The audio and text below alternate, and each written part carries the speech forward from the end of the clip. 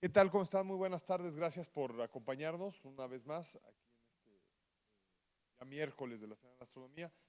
Antes de iniciar, bueno, es importante comentar que en caso de algún desastre, una cuestión eventual que no queremos que ocurra, ¿verdad? Pero puede ocurrir, es muy importante recordar que hay que salir con calma, ¿verdad? Sin gritar, sin empujar, sin patear, a través de las puertas por las cuales ingresamos o a través de esta salida de emergencia, ¿no? Entonces, para evitar que el daño realmente lo causemos nosotros, ¿no?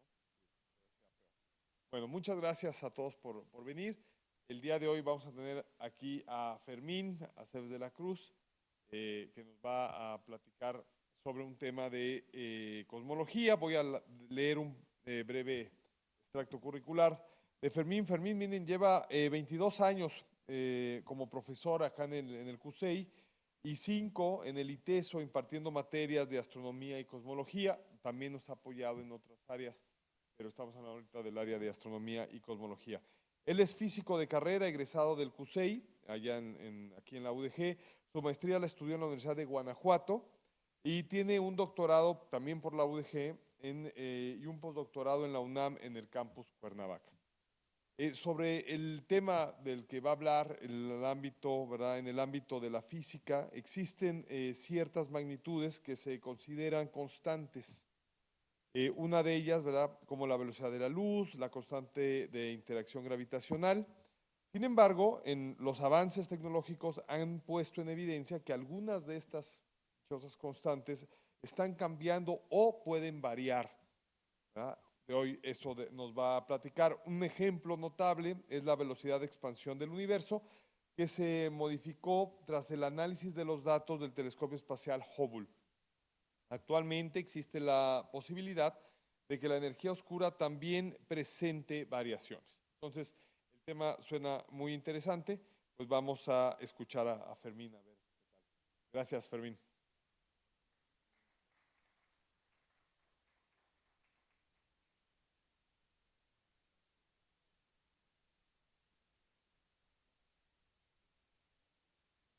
Bueno. Sí. Mucha tecnología, tiene dos opciones. Gracias por venir, muchas gracias por venir.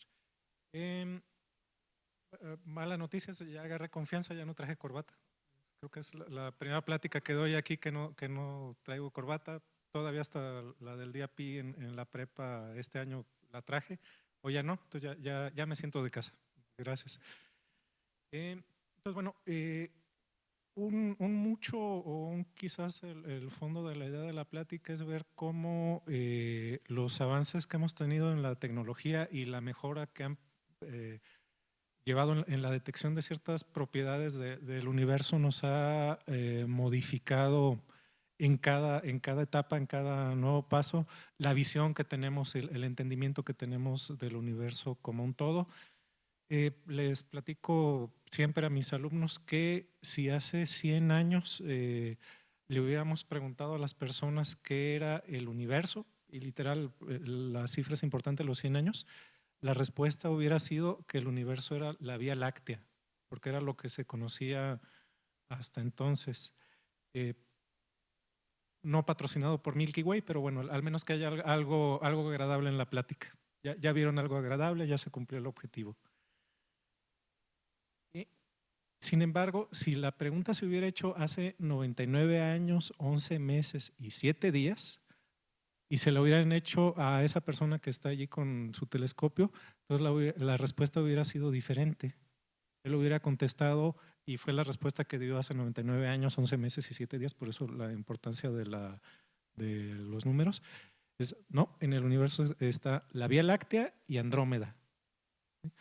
Un par de años antes, 3, 4 años antes, había empezado la discusión entre la comunidad científica si Andrómeda formaba parte de la Vía Láctea o no. O sea, hace 100 años todo el mundo tenía la certeza, la convicción que decir universo era decir Vía Láctea, todo estaba contenido allí. Sin embargo, ya existía cierta inquietud porque había ocurrido una supernova en Andrómeda y había explotado una estrella muy masiva, y se veía mucho más tenue que todas las otras de las que se tenían registro hasta ese momento. Entonces, el que se viera tan tenue llevaba a las personas a pensar que a lo mejor Andrómeda como objeto completo y esa supernova en particular no pertenecía a la Vía Láctea, que estaba separada de ella. Sin embargo, pues era un debate, algunas personas decían que sí, otros decían que no.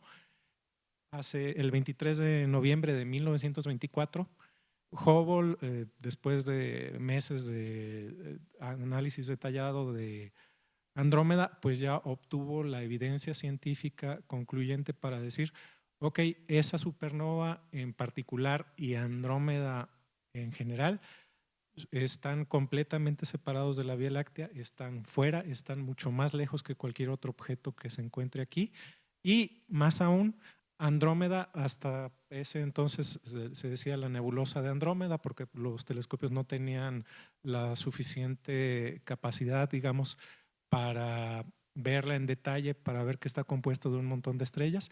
El telescopio de Hubble, que fue el telescopio más importante del mundo prácticamente hasta finales de la Segunda Guerra Mundial, o sea, por ahí en los 40s, él ya tuvo el poder de resolución en ese telescopio, que es el de Monte Wilson,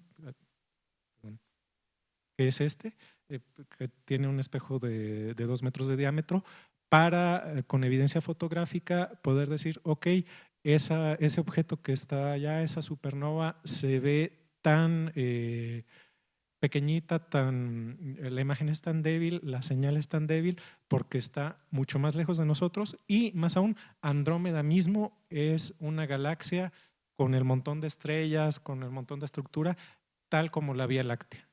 ¿Sí?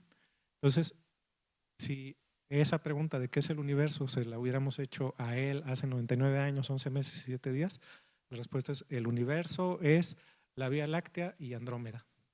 Y esa fue como la primera revolución moderna, contemporánea en nuestro entendimiento del universo. O sea, el universo ya no es nada más nuestra galaxia, sino que hay al menos dos.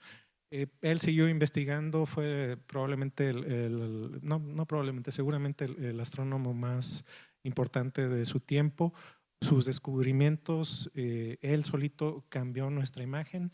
Este fue el primero, digamos, de los importantes, de los que cambiaron nuestra visión del mundo. El siguiente, en la segunda parte de los 20, estaba relacionado con la expansión del universo, pero bueno, ahí vamos. Por allá, a finales del siglo XIX, a un físico británico, Lord Kelvin, que tiene nombre de escala de temperatura, él era muy bueno estudiando gases y bueno, de ahí el nombre de la escala de temperatura. A finales del siglo XIX, principios del siglo XX, se le ocurrió, ok, voy a modelar el universo como si fuera un gas, donde las componentes del gas se atraen con la fuerza de gravedad de Newton y a ver qué pasa.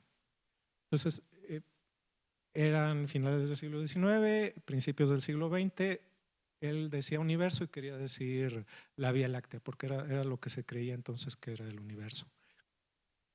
Curiosamente, obtuvo resultados muy avanzados para su época, obtuvo que el universo solamente modelado con gravedad newtoniana comienza en un punto, o sea que toda la materia estaba contenida originalmente en un punto del espacio entendido en aquel entonces, y a partir de allí explota y tiene diferentes evoluciones dependiendo de la cantidad de materia que hay. Si hay mucha materia, que sería el caso de la figura de arriba, de la bolita, entonces el universo alcanza un tamaño máximo y a partir de ahí empieza a contraerse porque la gravedad le gana a la fuerza de expansión inicial. Si es un poquito menos de materia, entonces el universo empieza a expandirse y en lugar de tener ese perfil esférico, digamos, tiene un perfil hiperbólico. Y si es mucha menos materia, pero bueno, en cualquiera de los dos últimos casos, como ya es menos materia que en la versión original, en la primera versión, entonces el universo continúa expandiéndose al infinito y más allá, que diría Buzz Lightyear.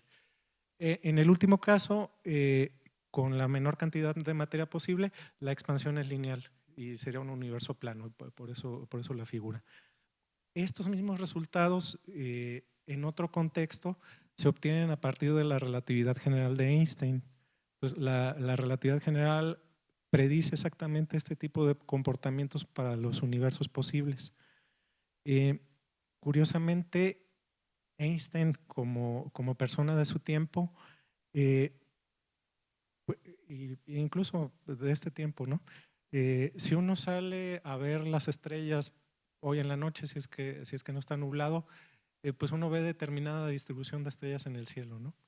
Si sale el próximo año en la misma época, pues va a haber exactamente la misma distribución de estrellas en el cielo, y así lo mismo el año pasado, el antepasado, etcétera, etcétera. Entonces, la noción intuitiva que tenemos, pues es que pasarán muchas cosas, las estrellas, la distribución en diferentes épocas del año es la misma.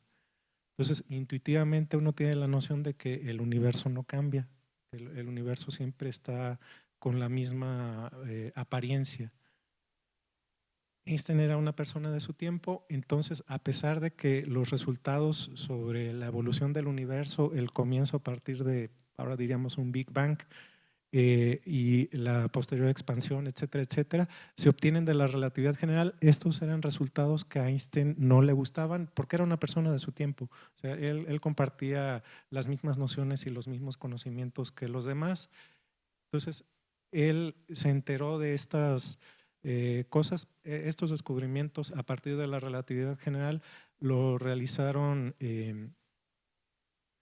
diferentes personas en diferentes etapas. Una de esas personas la conoció Einstein, pudo platicar con ella, ahorita platicamos, y estas predicciones le disgustaron tanto a Einstein que él dijo, ¿saben qué?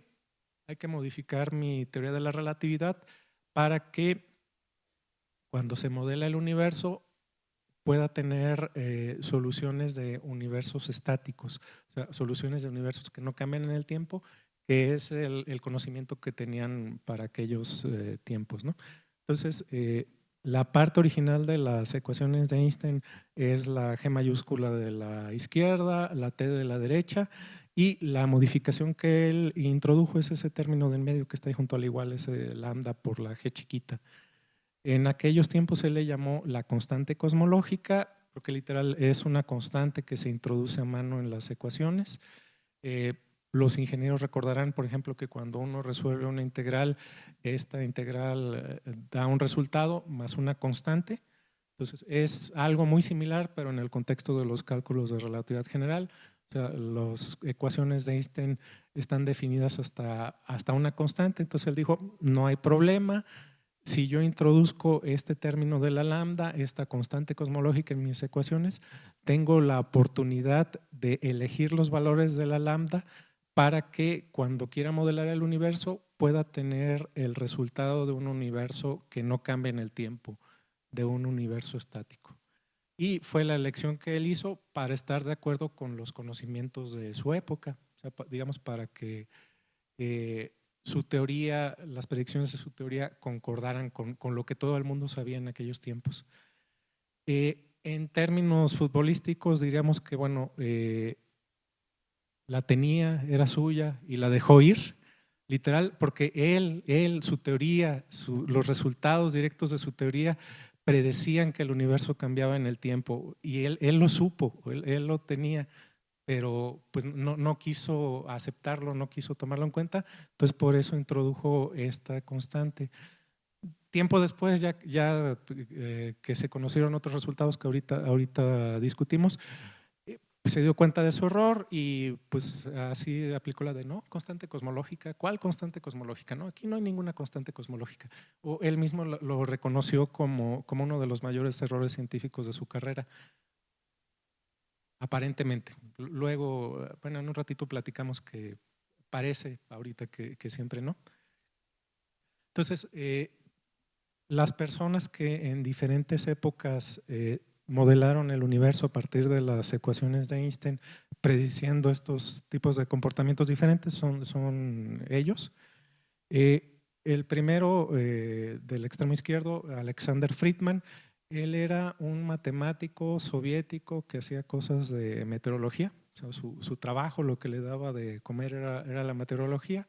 Por allá en 1917, recién surgida la Unión Soviética, dijo, bueno, pues voy a resolver las ecuaciones de Einstein considerando el universo completo. Obtuvo resultados que discutíamos de que, ok, dependiendo de la cantidad de materia, el universo empieza en un origen, se expande hasta un máximo y después se empieza a contraer o no. ¿Sí? Y pues quedó más o menos olvidado por muchos años. El siguiente que obtuvo ese mismo resultado en la década posterior fue el de la foto del medio, el que está ahí con Einstein, que era Georges Lemaitre. Él era un sacerdote católico de Bélgica.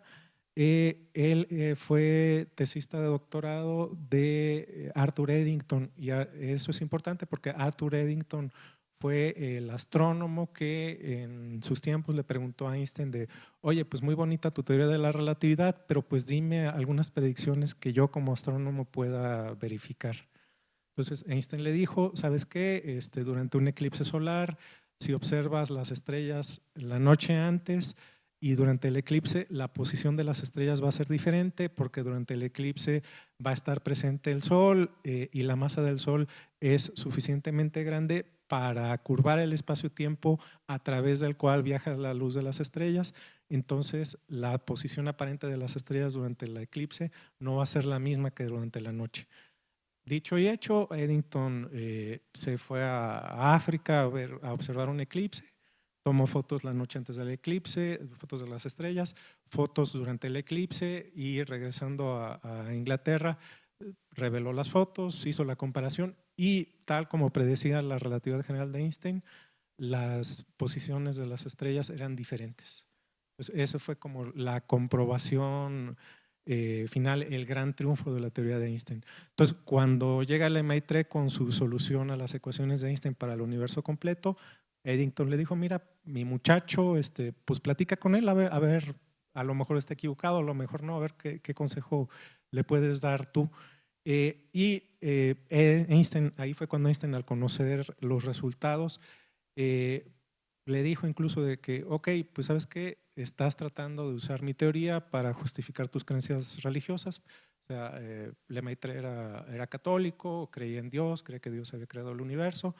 Entonces, al hablar de un origen del universo, pues eso ya no le gustó a Einstein y fue por lo que introdujo la constante que discutíamos hace rato para poder tener chance de describir universos estáticos, de tener universos que no cambian en el tiempo.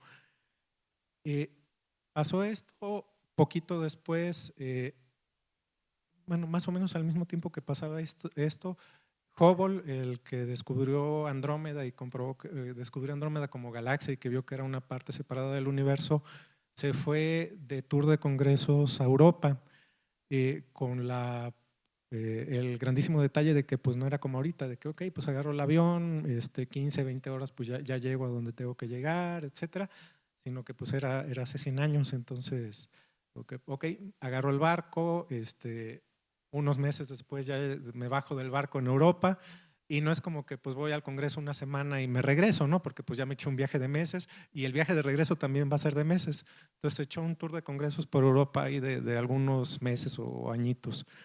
Más o menos al mismo tiempo que Lemaitre estaba haciendo su tour de congresos para presentar sus resultados a partir de la relatividad general, resultados que predecían la evolución dinámica del universo. Entonces, no hay ninguna evidencia histórica de que se hayan conocido, pero como anduvieron por los mismos lugares al mismo tiempo, casi seguramente Hubble escuchó sobre los resultados de Lemaitre. Y casi seguramente porque una vez que Hubble regresó a Estados Unidos a trabajar en su telescopio, se le ocurrió así de, ¿saben qué? Pues voy a empezar a buscar más galaxias y galaxia que encuentre voy a hacer esta grafiquita, una gráfica de velocidad contra distancia, y velocidad queriendo decir velocidad a la que se aleja de nosotros, ¿sí? Entonces hace esa gráfica y encuentra que para, para galaxias que no están cerca de nosotros, sino que están más lejos, todas se alejan de nosotros y la velocidad aumenta con la distancia, incluso aumenta de manera lineal. Entonces, esa grafiquita, esa recta se conoce como ley de Hubble. Es importante porque la pendiente de esa recta, la inclinación, se llama constante de Hubble y el inverso de esa constante es la edad del universo. Pues por eso es como de las cantidades importantes a medir y a determinar en cosmología. Publica sus resultados. Sí.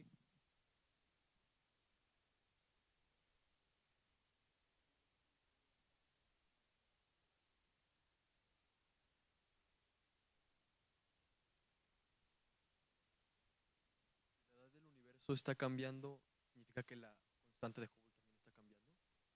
La constante de Hubble parece que no, pero el universo, digamos como spoiler como dentro de 2 diapositivas, con los datos que obtuvimos en el año 2000 del telescopio espacial Hubble, ahorita sabemos que estamos en una fase donde el universo se expande de forma acelerada. O sea, hasta 1999, con los datos que se tenían, tenemos la certeza de que la velocidad de expansión del universo era constante en el sentido de esta gráfica, de que todos los cúmulos de galaxias, al graficar la velocidad de expansión, caían en la misma línea recta.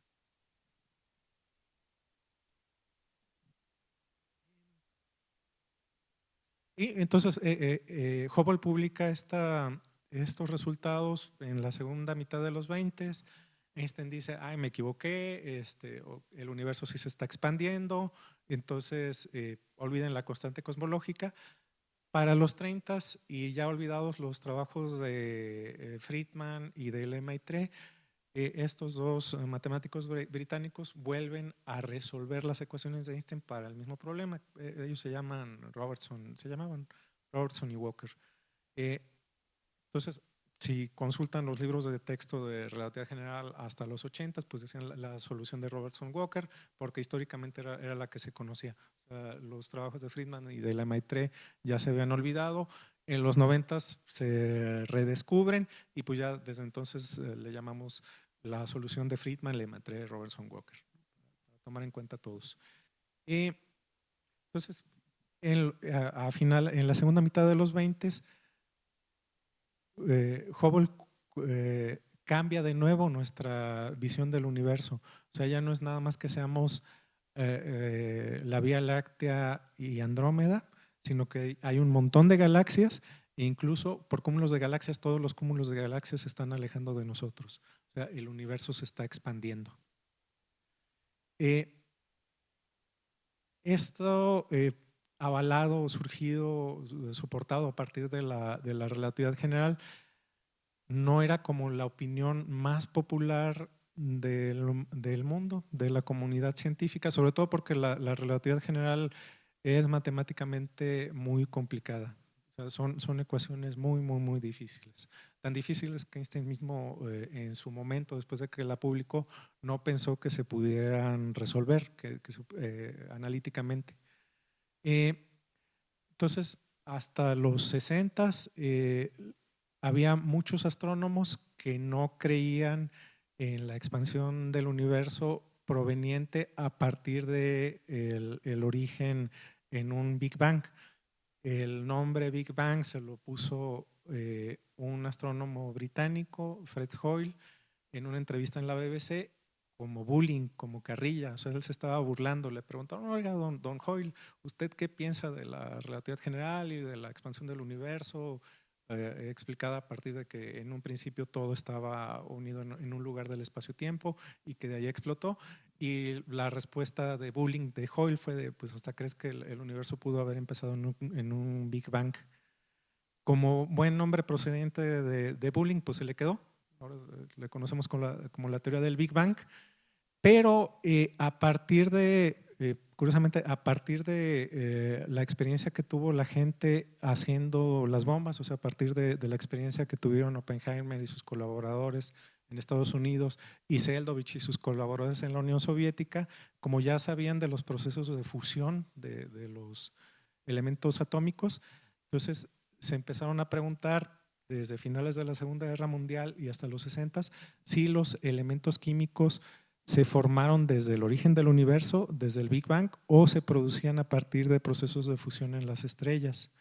Entonces, desde los 30 y hasta los 60, ese fue el gran debate en la comunidad científica alrededor del Big Bang, de buscar evidencias de que la formación de los primeros elementos químicos después del Big Bang se hubiera dado a través de los procesos de fusión. No era la única alternativa, hicieron otras. Fred Hoyle tenía su propia teoría sin necesidad del Big Bang porque él odiaba la relatividad general. O sea, él detestaba la complejidad matemática de la relatividad general. En los 60s, un estadounidense en Boston, Robert Dicke, él era en los 50s, él fue el investigador de óptica cuántica más importante del mundo, tan importante que para finales de los 50s, principios de los 60s, él dijo: esto de la óptica cuántica ya me enfadó, voy a buscar evidencia experimental del Big Bang, evidencia experimental del origen del universo. Y era el investigador más importante en óptica cuántica del mundo. Entonces el MIT donde trabajaba le dijo: aquí hay lana, aquí hay gente. Entonces él diseñó su aparato para buscar la señal del Big Bang, puso a parte de su gente a hacer predicciones teóricas de, ok, si después del Big Bang se formaron tantos elementos químicos, entonces sabían la energía a la cual ocurren esos procesos por la experiencia en la construcción de las bombas atómicas. Entonces, después de tanto tiempo transcurrido, después del origen del universo, esa energía primordial de la formación de los elementos químicos, ahorita en qué valor debe andar. Pues él tenía ventaja y desventaja de haber sido el investigador más importante de óptica cuántica de su tiempo. Él estaba acostumbrado a lo que él decía casi siempre era cierto, y era cierto en óptica cuántica. Entonces, él pensaba que por el tiempo transcurrido del universo, la señal el universo, también él pensaba que había suficiente cantidad de materia en el universo para que ya se hubiera alcanzado el tamaño máximo y que ahorita ya estuviéramos en una etapa de contracción. Entonces, él dijo: ¿saben qué? La señal del Big Bang debe andar por 10 Kelvin, porque ahorita ya está en lo que le llaman un corrimiento al azul, porque el universo ya se viene contrayendo. ¿Sí? Corte A, por ahí en principios de los 60s, la NASA dice: ¿saben qué? Esto de las ondas electromagnéticas es bien chido, vamos a usarlo para telecomunicaciones. Pero pues sabemos que hay muchas señales electromagnéticas de origen astronómico. Entonces, en los radiotelescopios que tenían, ¿sabes qué? Vamos a contratar radioastrónomos para que en todos los radiotelescopios que tenemos en Estados Unidos me hagan la clasificación de todas las señales de radio de origen astronómico. ¿Por qué? Pues porque cuando ya estemos haciendo telecomunicaciones, esas señales me pueden meter ruido. Entonces, tal cual, para tener clasificadas todas las señales de ruido. Entonces, en Princeton, en una de las antenas, estaban trabajando dos radioastrónomos, Penzias y Wilson, y pues apuntaban su antena para un lado, ahí está tal estrella, para otro lado, ahí está tal galaxia, etcétera, etcétera. El problema que tenían es que había una señal muy débil, la más débil de todas, que correspondía con una temperatura como de 3 Kelvin, y estaba en cualquier lugar para donde apuntaban su antena. Ellos mismos platican que en algún momento de la desesperación, pues vamos a meternos adentro de la antena a ver qué está pasando. Encontraron un nido de palomas y dijeron: malditas palomas, pues estas son los que nos están haciendo el ruidito, porque era un ruidito muy débil. Entonces limpiaron, etcétera, etcétera. Volvieron a apuntar y el ruido siguió estando allí. Entonces y aparentemente eran muy obsesivos. Se va a Penzias a un congreso de astronomía. En el Congreso de Astronomía contacta con uno de sus antiguos compañeros del doctorado. Ahí queda. En una de las llamadas por teléfono de: oye, ¿en qué andas? No es que el Penzias le dice, ¿sabes qué? Pues tengo el problema de que la NASA me encargó clasificar todas las señales de ruido de origen astronómico, pero tengo el problema de que la señal más débil está por todos lados y no sé qué es, precisamente por eso de que está por todos lados. Y el amigo le dice, ¿sabes qué? Hay un grupo en el MIT que está buscando la señal del origen del universo y pues como es la señal del origen del universo, pues tal cual debería estar en todos lados. Háblales, a lo mejor no es la señal que tú detectaste, pero está relacionada de alguna forma. Entonces les habla, contacta con Dicke, platica con Dicke y pues ya ahí Dicke, después de la llamada, le dice a sus colaboradores pues ya valió, ya nos ganaron el descubrimiento. O sea, Penzias y Wilson sin querer, buscando otras cosas y por obsesivos, por bien hechos, digamos, detectaron la señal del origen del universo, un orden de magnitud más abajo del que lo estaba buscando Dicke. Entonces de ahí ya tuvimos la comprobación experimental de que de la relatividad general como marco para predecir el origen y evolución del universo y pues de que efectivamente después del Big Bang se formaron hidrógeno y helio, que es la energía a la que corresponde la señal. Y esa fue la antena que usaron Penzias y Wilson. Ahí están los dos monitos como referencia, ¿no? Y como ven, pues es una antena enorme, se puede apuntar para cualquier lado. En el momento, por la forma que tiene, pues es para captar la señal de una sola dirección, digamos, y que no metan ruido las otras direcciones. Y también por la misma forma, pues había chance de que unas palomas hicieran su nido ahí adentro, ¿no? Pues así, sin ningún problema. Entonces, en 1964 detectamos la señal del Big Bang. El problema fue que esa señal, como venía de una explosión, debería tener unas ciertas características, debería tener el perfil de una radiación de cuerpo negro, que dicen los físicos que es el mismo tipo de radiación que emiten, por ejemplo, los hornos, que se conoce de toda la vida, pues de los panaderos, de los herreros. O sea, debería ser una gráfica completa y pues Penzias y Wilson detectaron un punto, Dicke y su equipo, en particular Wilkinson, que era el que diseñaba el equipo experimental, detectaron otro, pero era 2 puntos de una gráfica completa. Entonces, para los 70s, Wilkinson siguió con la obsesión de, ok, pues vamos a completar la gráfica, ¿no? O sea, nada más tenemos 2 puntos. Ya tenía la idea de que la señal era tan débil que probablemente la atmósfera estaba filtrando la mayor parte del espectro. Entonces, decía que le llegaba y era así de, a ver, canijo, agarras el aparato, te trepas al cerro más alto que hayas y haces una medición. Nada. Siguiente, a ver, canijo, me rentas un globo aerostático, te trepas lo más alto que puedas y haces otra medición. Nada. Pues para los 70s él ya tenía la convicción de que el filtrado de la atmósfera era tan grande que no dejaba que llegaran más puntos de la señal y a partir de la segunda mitad de los 70s se dedicó a convencer a la NASA de, oye NASA, pues vamos a lanzar un satélite para poder hacer esas mediciones en el espacio exterior sin el filtrado de la atmósfera. Y el satélite lo iban a lanzar en la segunda mitad de los 80s. En 1984 explota el transbordador Challenger, que era el que iba a llevar el aparato. Entonces, la misión se canceló hasta los 90s, pues mientras averiguaban qué había fallado en el transbordador. En los 90s lanzan ese aparato para detectar, para completar la señal del Big Bang. Tuvo la ventaja de que, pues como se demoró unos 10 años, ya llevaba detectores de más alta calidad que los que habían planeado originalmente. Entonces, en los 80s detectan la señal que faltaba para completar el perfil de radiación de cuerpo negro de la radiación cósmica de fondo. Lo completan, entonces ya no hay ninguna duda. Sí ocurrió el Big Bang y sí es pues una explosión, sí fue tal cual una explosión. Y pues ya fue como el pretexto de la NASA para decir, pues vamos aventando más cositas al espacio para tener mejores detecciones sin el filtrado de la atmósfera.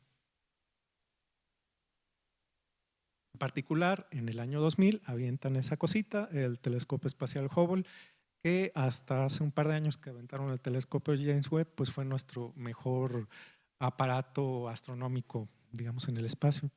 Entonces, avientan ese telescopio, los astrónomos de ese tiempo dicen, pues vamos haciendo la misma grafiquita que había hecho Hubble en galaxia nueva que detectemos, graficar velocidad contra distancia y debe caer en la misma línea recta.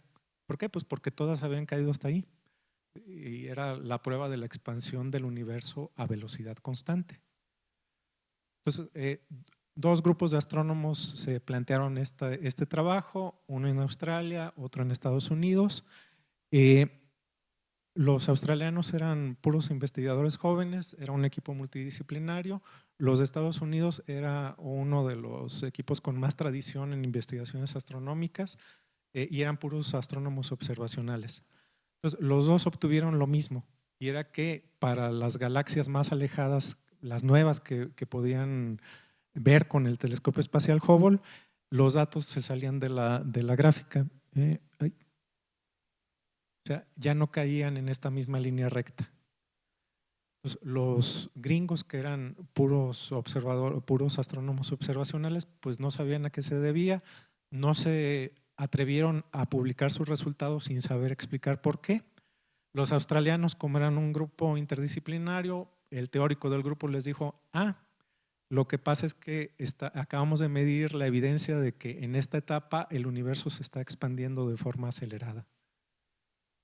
Eventualmente coincidieron en congresos los dos grupos y pues ya llegaron al acuerdo de que pues sí, habían medido la expansión acelerada del universo.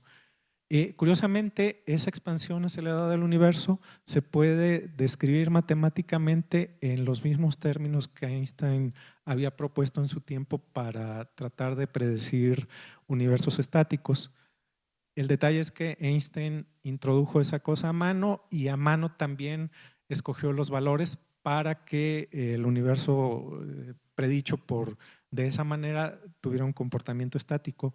Si uno no hace eso, si uno deja que la lambda tenga cualquier valor, al plantear las ecuaciones, al resolverlas, obtiene la expansión acelerada del universo.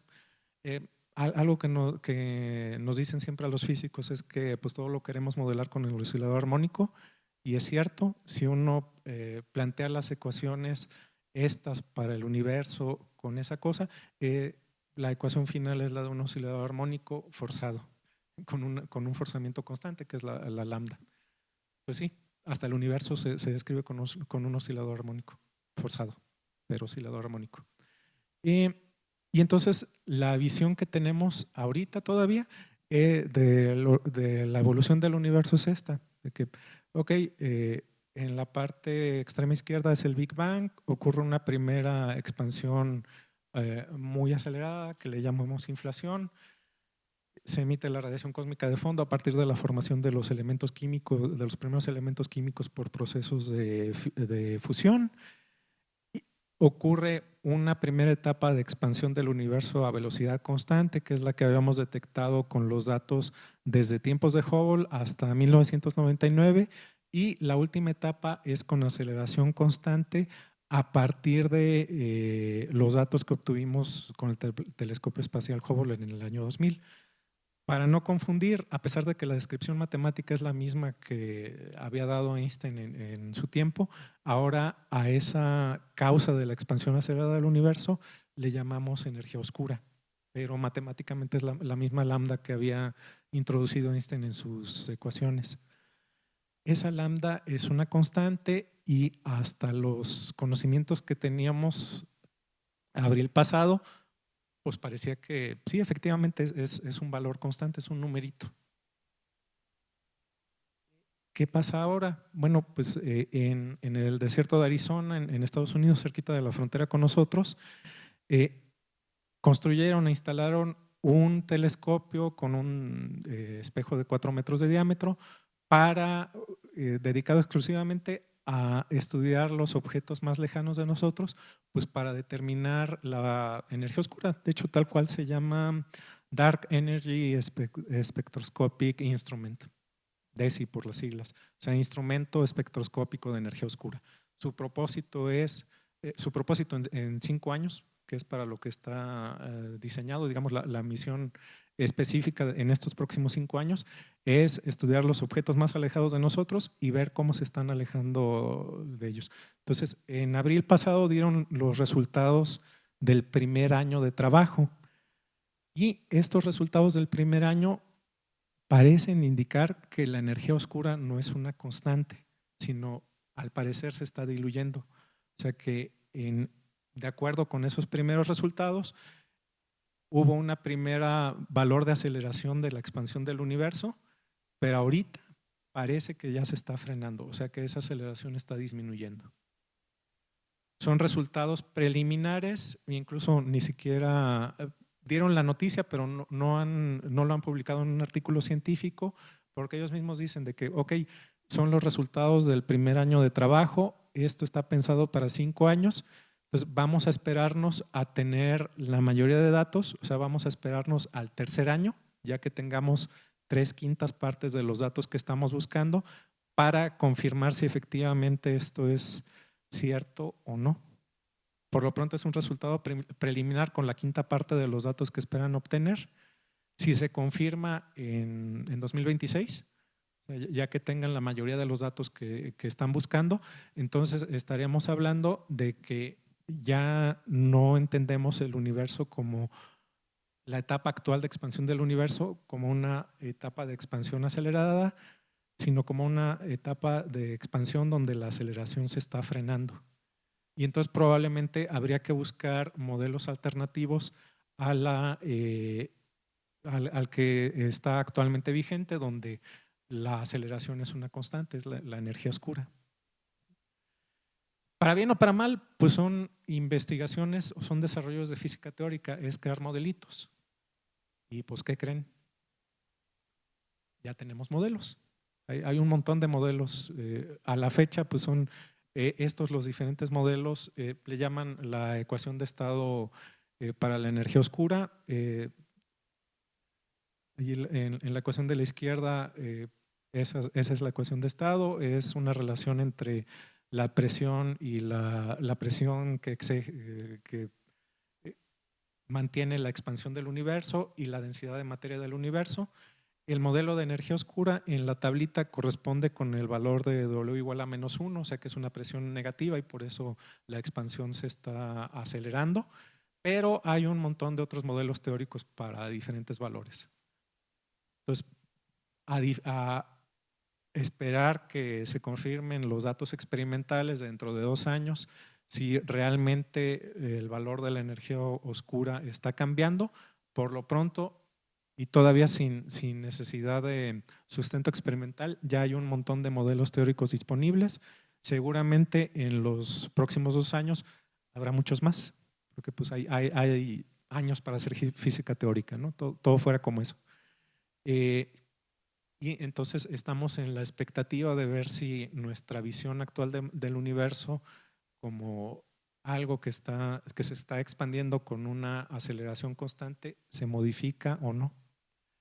Y pues probablemente en 2 años, en 2026, pues ya estemos hablando de que, ok, estamos en una etapa donde la aceleración de la expansión del universo está disminuyendo, si es que se confirman los datos preliminares obtenidos por el telescopio DESI. Eso. No sé, ¿una pregunta, algún comentario? Eso. Muchas gracias. Primero un aplauso.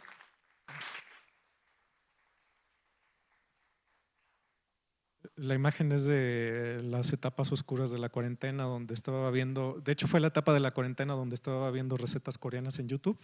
Entonces, antes de la receta coreana apareció el tocayo ahí haciendo un comercial de cal. Es importante que las preguntas que tengan las podamos hacer, por favor, a través del micrófono, para que queden grabadas, ¿no? Porque todo esto lo vamos a subir a YouTube, al canal institucional. ¿Pregunta? Por favor, por favor.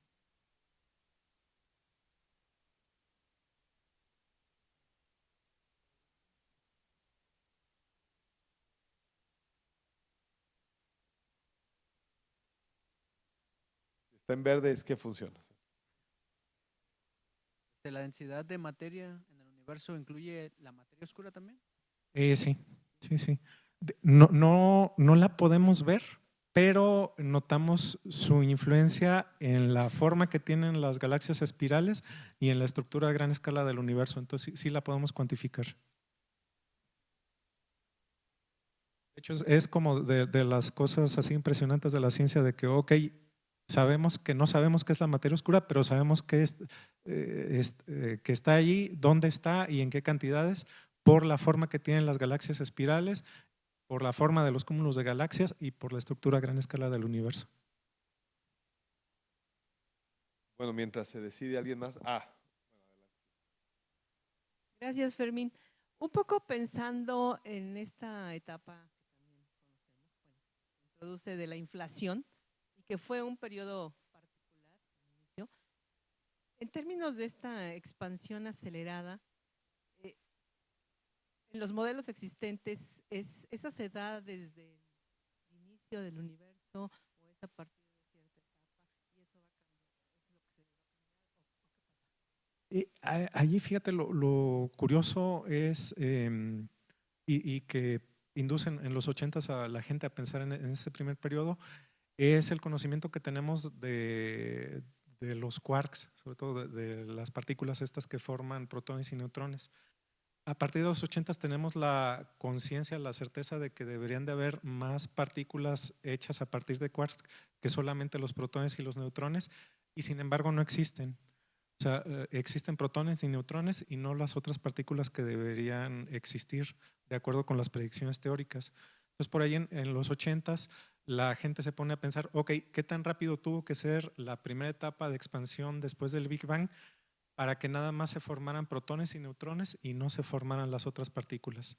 Entonces, eso es lo que da la respuesta a esta primera etapa de expansión rapidísima, literal inflacionaria, y que es así de rápida para que nada más se formaran protones y neutrones y no todas las otras partículas posibles. Ya, Paulina.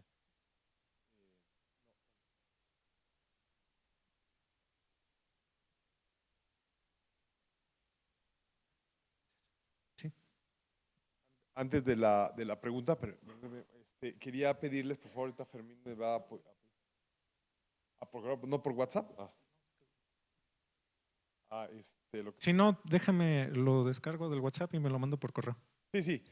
Pregunten. Permítanme, mientras Fermín nos echa la mano, necesitamos hacer una encuesta. Por favor, Fermín nos va a hacer favor de proyectar el código QR para que ustedes accesen a través de sus celulares y por favor contesten la pregunta, ¿verdad? La encuesta. Esto nos ayuda a mejorar, nos ayuda a pues conocer los comentarios, etcétera, etcétera, que podamos tener. Mientras esto ocurre, también les quería recordar el día de hoy. A las 4 viene Christopher Greene, que nos va a platicar sobre el Observatorio Vaticano. Él viene del Observatorio Vaticano, entonces va a dar 3 conferencias. A las 4 aquí en el Ágora de Biblioteca sobre el Observatorio Vaticano. A las 6 vamos a tener a Juan Jorge Hermosillo. Y a las 7 vamos a tener a Alejandro Márquez Lugo, nuestro otro compañero del área de astronomía. Entonces, para que nos acompañen. Vamos a tratar de hacer observación el día de hoy. Ayer no pintaba también el cielo, luego se logró ver Saturno. Entonces, hoy pues vamos a ver, ya hay formación de nubes, pero a la mera y se puede hacer observación. He estado viendo Saturno, entonces pues bienvenidos. Si se puede, ¿verdad? Muy bien. Mañana jueves tenemos a la 1 a Alma Ruiz Velasco, que ella trabajó en el Observatorio Lowell, nos va a platicar de Plutón. Y a las 6 de la tarde va a estar María Isabel Pérez platicando sobre la muerte estelar, la muerte de las estrellas. Y a las 4 de la tarde, mañana también en el Ágora va a estar Christopher Greene platicándonos sobre los jesuitas y la astrología, cómo los astrónomos jesuitas, qué opinaban sobre esto de la astrología. Y el viernes, ya la última actividad, cerramos el viernes con Christopher Greene a la 1 aquí en el auditorio de 2 sobre los jesuitas y la vida en otros planetas. Entonces, gracias por contestar la encuesta y ahora sí, compañera, su pregunta. Gracias. Profesor, ¿a qué se refiere con que la energía oscura se diluye? O sea, que se dieron cuenta de que se diluye. Si te acuerdas, en las ecuaciones que poníamos, que eran las ecuaciones que Einstein modificó para tener la posibilidad de que la descripción del universo correspondiera a un universo estático, allí introdujo una constante lambda. Si esa constante se escoge a los valores a mano, puede dar lugar a lo que Einstein quería, que eran universos estáticos. Si no se escoge a mano, sino que se deja el valor libre, el que sea, entonces la descripción matemática corresponde a un universo que se expande aceleradamente, pero es un valor. Esa lambda tiene un valor concreto que corresponde con la aceleración a la cual se está expandiendo el universo en ese modelo. Entonces, hasta abril de este año teníamos la certeza de que esa cosa que le llamamos energía oscura en el contexto moderno tenía un solo valor, y era el que habían medido a partir del año 2000 con los datos del telescopio espacial Hubble. Ahorita, con el primer año de datos de DESI, el resultado que ellos obtuvieron preliminar es que con los nuevos cúmulos de galaxias que observaron, ese valor disminuye. Entonces, en ese sentido, parece que la energía oscura tuvo un primer valor, que es el que se midió en el año 2000, correspondiente a esa etapa de evolución del universo, y en la etapa más reciente, con los nuevos datos, parecería que ese valor disminuyó. O sea que en ese sentido podríamos decir que la energía oscura se diluyó. Pero es un resultado preliminar porque es la quinta parte de los datos que ellos esperan obtener. Se van a esperar para corroborar hasta dentro de 2 años, ya que tengan 3/5 partes de los datos, o sea, digamos la mayoría de los datos que esperan obtener, para verificar si realmente es cierto o nada más por casualidad en la región del cielo de la que tomaron datos se observó eso.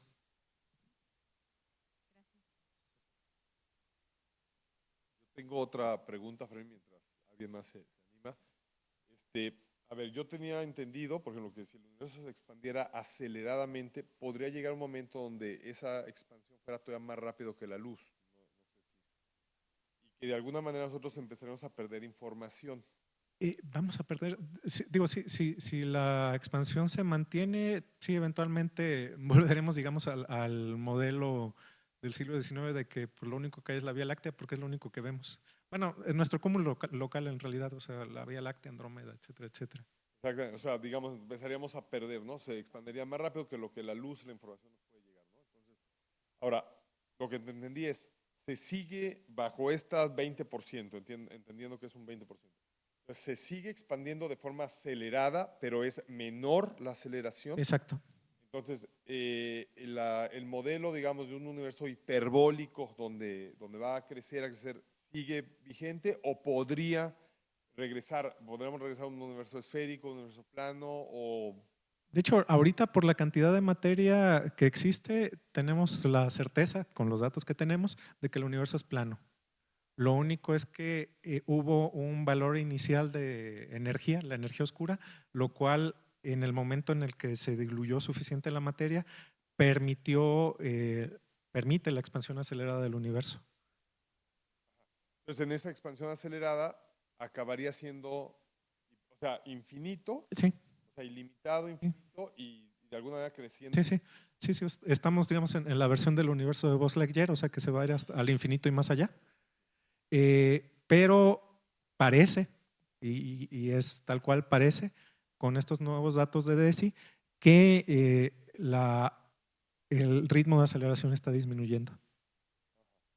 Puede decir nada más, de decir, tal vez ahora se expanda a velocidad constante o de pronto la aceleración de ser positiva cada vez menor, ahora se vuelva negativa. Entonces es muy pronto para eso, o sea, literal, como es están planeado el proyecto para 5 años y son los resultados del primer año, ellos mismos son muy cautelosos de, ok, es preliminar, damos la noticia, no hay ninguna publicación científica al respecto, nos esperamos a dentro de 2 años ya que tengan 3/5 partes de los datos totales para verificar si es cierto o no. Pero por lo pronto, digamos, lo emocionante y en el contexto de esto de que digamos que cada nueva tecnología nos ha modificado la visión, el entendimiento que tenemos del universo, parece que estamos en el umbral de algo parecido. O sea, de ya no decir, ok, es una expansión con aceleración constante, sino que hubo una aceleración máxima al inicio y parece quizás que esa aceleración está disminuyendo. Adelante. Me gustaría darle continuación a lo que el profesor le preguntó. En uno de sus libros, Stephen Hawking menciona que sí, que el universo se está expandiendo, pero que va a haber un punto en el que la gravedad va a predominar. El cúmulo de galaxias, la materia en sí va a empezar a aproximarse hasta que ocurra el inverso del Big Bang, es decir, el Big Crunch. Entonces, a mí me gustaría preguntarle, como menciona ahorita, los datos pues son bastante recientes, se necesita más tiempo, más información, pero usted, ¿cuál cree que es el papel de la gravedad en este punto? Déjame.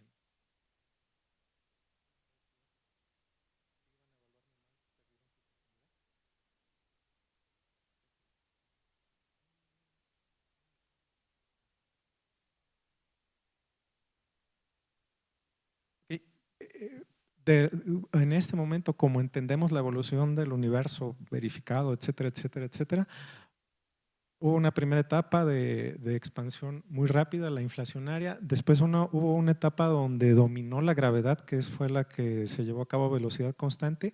Y ahorita, en este momento, hasta donde sabemos, hasta donde entendemos, estamos en una etapa de aceleración constante. La posibilidad de que existiera el Big Crunch y que corresponde con algunos de los modelos obtenidos a partir de la relatividad general necesitaría más cantidad de materia en el universo. O sea, por la cantidad de materia que vemos y que no vemos, la materia oscura, parece que no tenemos suficiente cantidad de materia para que el universo alcance un tamaño máximo y después se comprima. Entonces, hasta ahorita, con la información que tenemos, parece que el Big Crunch no va a ocurrir. ¿Sí?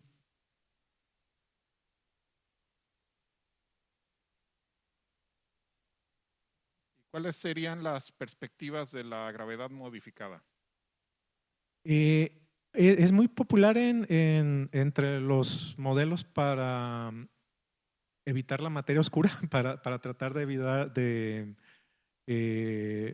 describir la estructura de las galaxias, la estructura a gran escala del universo, etcétera, etcétera.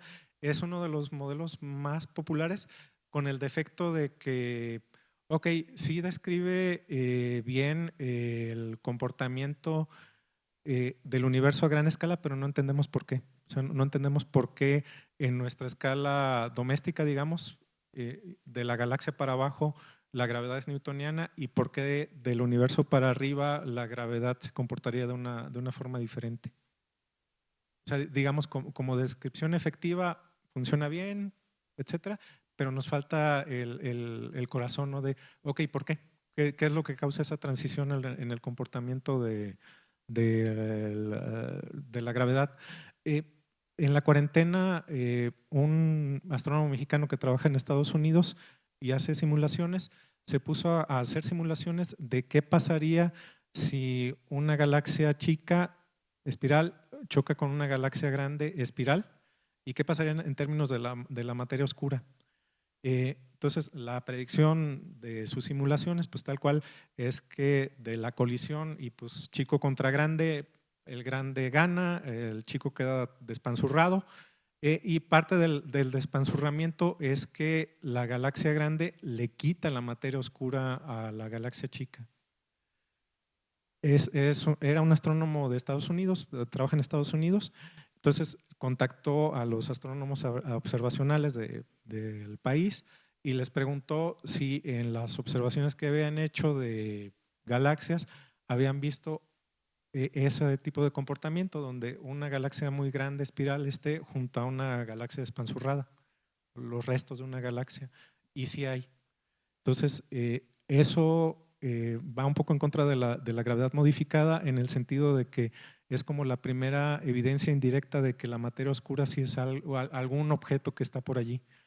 Y tan está por allí como para que después de una colección chico contra grande, el grande le quite los dulces al chiquito, como en la primaria. Recuerdos traumáticos de niño ñoño.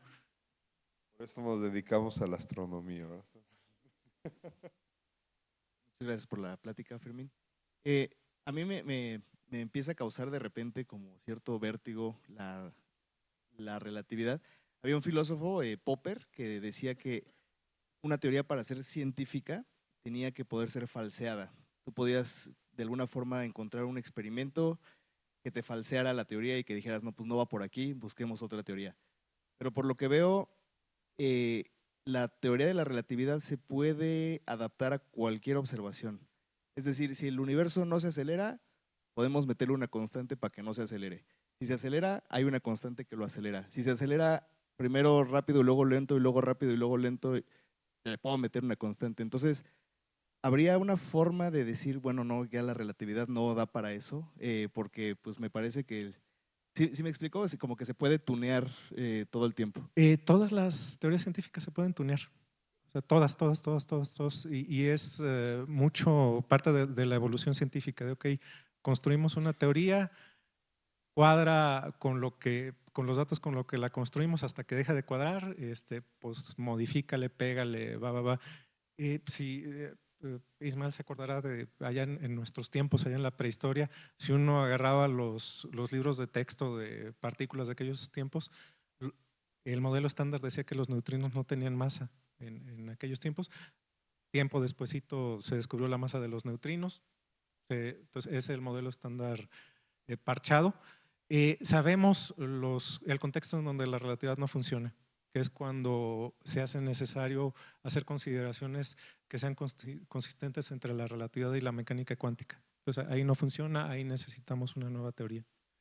Pero digamos, en todos los contextos relativos al comportamiento a gran escala del universo, a los objetos enormes del universo, agujeros negros, galaxias, etcétera, es probablemente la teoría científica más exitosa contra los resultados experimentales, las ondas gravitacionales.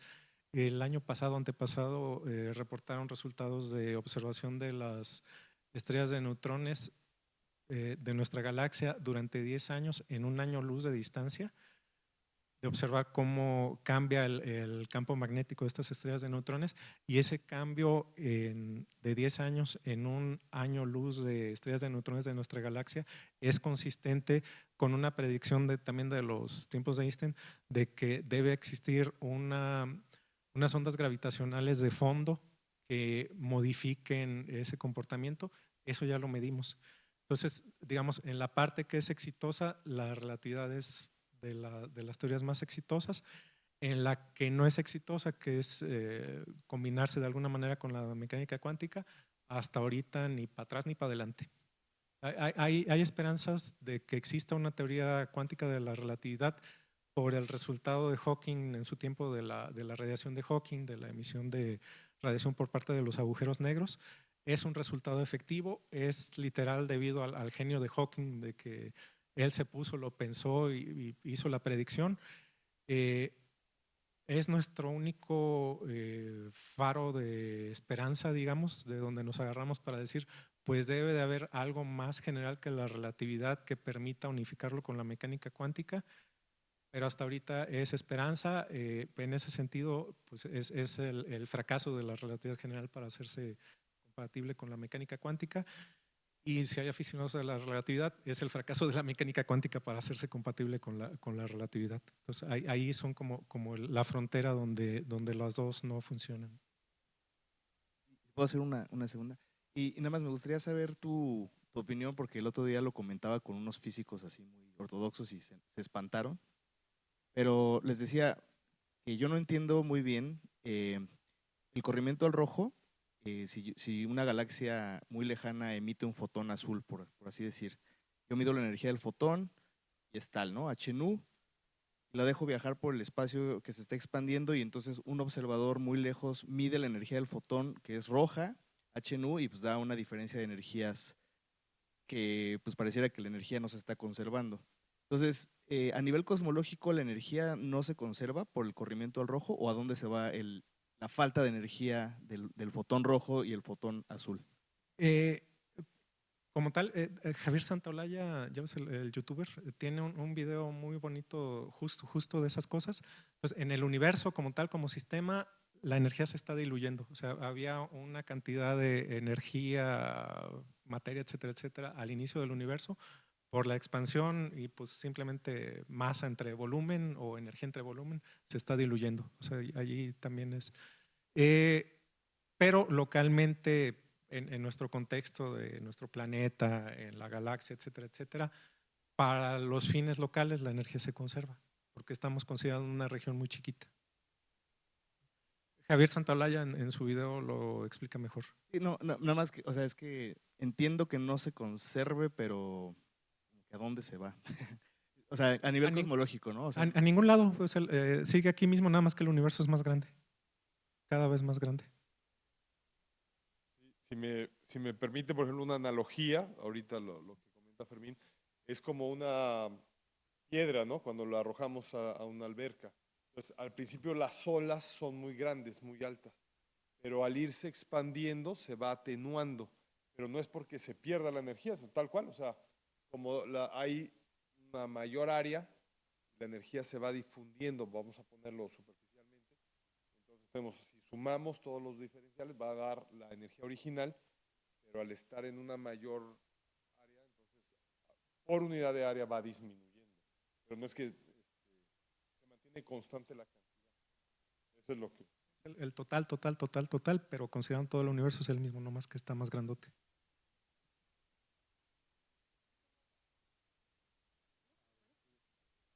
En términos de este instrumento que nos platicas, Desi, de la imagen que nos muestras, pues no parece ser el monstruo de telescopio ni tampoco un telescopio espacial. Entonces, una primera pregunta es, ¿qué es lo novedoso en este arreglo? Y que va de la mano de la pregunta en términos de los cosmólogos, ¿cuál sería su carta a los reyes?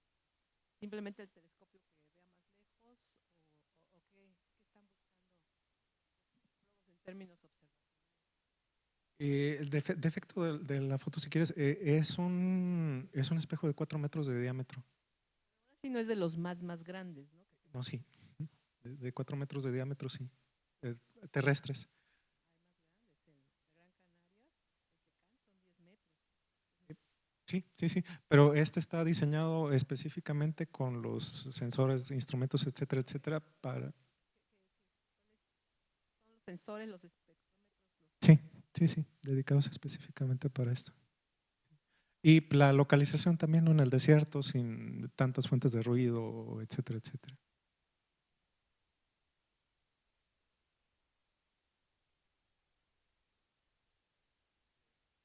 ¿Cómo le ayudaría a la teoría o a los teóricos si se descubrieran estas partículas teóricas que son el gravitón o la acción? ¿Cómo le ayudaría a la explicación del universo? Mucho. Si descubrimos el gravitón, ya cuantizamos la gravedad, aunque sea experimentalmente, o sea, ya tenemos el cuanto de la gravedad, como con el análogo, es el análogo del fotón, ¿no? El fotón es el cuanto del campo electromagnético, entonces el gravitón es el cuanto de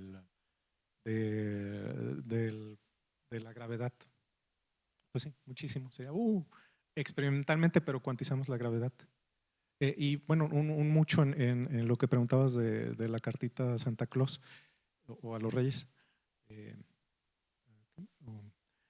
En realidad, cualquier cosa que se salga de los modelos establecidos, aunque sea para parcharlos, que era algo que se comentaba, pues nos ayuda en el entendimiento, ¿no? En mejorar nuestro entendimiento, en no quedarnos simplemente, si quieres, con el modelo original, sino poder entender las fallas.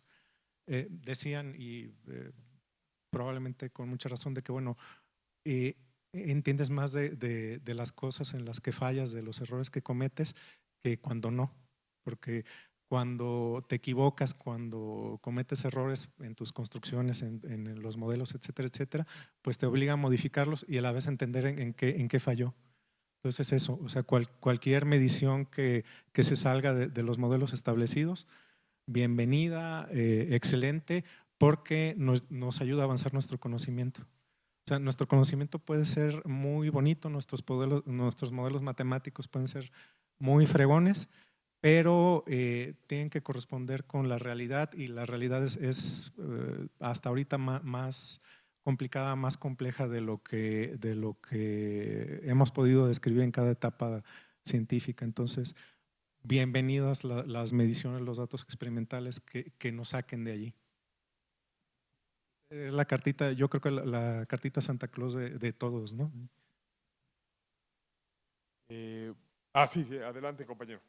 Mientras hace su pregunta, mi compañero Andrés va a repartirles una postal del día de hoy, el diseño que hizo Alma Ruiz, que la vamos a ver mañana, y también unos separadores de libros, ¿verdad? Si la materia oscura es la que está causando como la aceleración acelerada del universo, si se demostrara que, por ejemplo, si se logra demostrar que el universo está desacelerando, ¿qué significaría esto para la materia oscura? O sea, ¿cambió su comportamiento? Fíjate que la materia oscura es la responsable de la estructura de las galaxias espirales, y de la estructura de los cúmulos de galaxias, y de la estructura a gran escala del universo. Yo les digo a mis estudiantes en las clases que es como si tuviéramos la ropa tendida. O sea, los cúmulos de galaxias, las galaxias espirales, etcétera, son como la ropa, está tendida en algo que llamamos la materia oscura, pero no vemos el tendedero. La energía oscura es como algo que había en el Big Bang extra, una energía extra, que durante la primera etapa de evolución del universo no la notamos. O sea, esa primera etapa fue a expansión constante, y solamente la notamos cuando ya la materia estuvo suficientemente diluida para que ya no fuera la fuerza dominante. Ahorita, en la expansión del universo, hasta donde entendemos, lo dominante es la energía oscura. Entonces, en ese sentido son como cantidades diferentes. En el modelo actual que tenemos, que es el que está, digamos, confrontado por los datos de DESI, el 75% del total de cosas que hay en el universo es materia oscura, más o menos. La cuarta parte es materia oscura, y la pedacera es la materia que sí vemos. Pero son componentes separadas. ¿El micrófono por dónde anda? Perfecto. Sí. Sí. Bueno, la pregunta es, esos 13.7 millones de años, pues Sí. ya no me queda claro, creo que son más. No, primera pregunta, ¿me dice cuántos ahorita, por favor? ¿Y por qué? Y la otra es, el universo se va a seguir expandiendo en este universo que usted menciona que es plano, y va a continuar, pero las galaxias me imagino que van a incrementar su velocidad. ¿Y qué va a pasarse a nuestra percepción? ¿Se van a desaparecer? ¿Ya no las vamos a poder ver? Primero se están yendo al infrarrojo, luego a ondas hertzianas, no sé qué va a pasar. Esas son mis cuestiones. Gracias. Sí, o sea, tal cual estamos en la versión del universo de Buzz Lightyear. O sea, todo se va a ir al infinito y más allá. Lo que va a quedar con lo que vamos a ver, aun cuando ya se haya ido todo en esta versión de nuestro entendimiento, pues es nuestro cúmulo local de galaxias. Entonces, seguiríamos viendo la Vía Láctea, Andrómeda, las nubes de Magallanes, etcétera, etcétera. Y hasta donde entendemos nuestros modelos cosmológicos, etcétera, etcétera, sí, la edad del universo son 13.800 millones de años.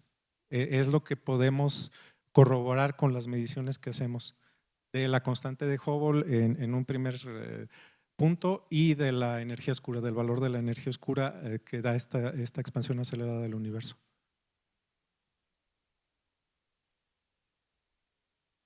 Son consistentes con esto. El que está, parece que está contradiciendo el paradigma es DESI en el primer año de datos, pero hasta ahorita con los datos, etcétera, etcétera, del telescopio James Webb, seguimos en los 13.800 millones de años.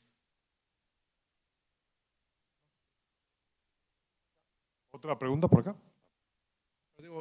Digamos, y con el gran piezote de página de es nuestro mejor entendimiento hasta este momento. Como usted dice, pues a lo mejor mañana pasado con los nuevos cosas del James Webb o más datos de DESI dentro de 2 años, decimos, no, ¿saben qué? Hay que cambiarlo. Yo les digo mucho a mis alumnos, por ejemplo, si ven Cosmos, el original de Carl Sagan, él hace el calendario cósmico poniendo el Big Bang en el primer segundo del 1 de enero de un año y la etapa actual en el último segundo del 31 de diciembre de ese mismo año, y habla de una edad del universo que es la que se conocía entonces, en los 80s.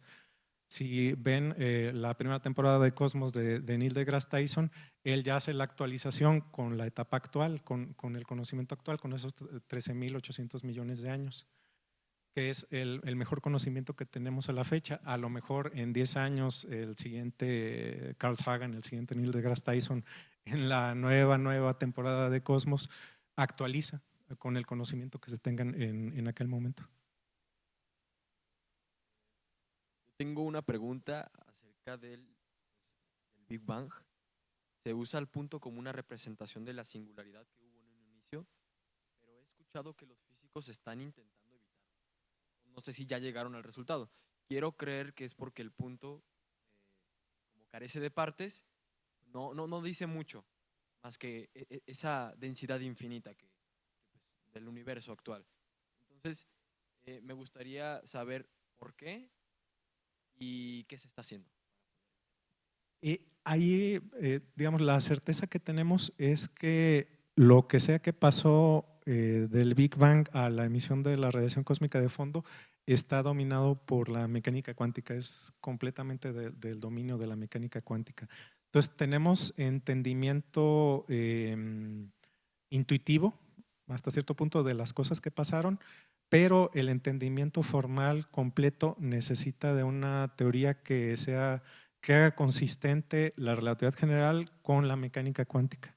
Entonces, ahorita no la tenemos, hay muchas opciones en el mercado, alguna, por ejemplo, que sí permite hacer cálculos desde el Big Bang hasta ese punto, es la gravedad cuántica de lazos, también permite hacer cálculos de qué pasa adentro de un agujero negro, pero es como una de las opciones en el mercado, hay un montón. Entonces falta, digamos, los datos experimentales, las construcciones teóricas que digan esta es la buena, esta es lo siguiente después de la relatividad general y que conjunte los resultados de la relatividad general con la mecánica cuántica. Todavía no la tenemos. Esperemos que en los próximos años que la lleguemos a conocer. Si yo no la llego a conocer, hacen una sesión espiritista y me avisan, para no quedarme con la duda. Lo mandamos por Ouija, ¿no? Porfa, digo, para no estar allá en el más allá, donde sea que esté y todavía con el pendiente. Mira lo que descubrimos. Porfa. Bueno, de hecho, qué bueno que hay interés. Les comento, en la universidad se ofrecen 3 cursos, astronomía, astrofísica y cosmología. Entonces, a todos los que estén interesados en estos temas, bueno, pues ahí los esperamos, ¿no? Entonces, para seguir platicando y dialogando sobre estos temas. ¿Alguna otra pregunta? Si no, pues para ya un aplauso para Fermín, para despedirlo. Sí. Gracias.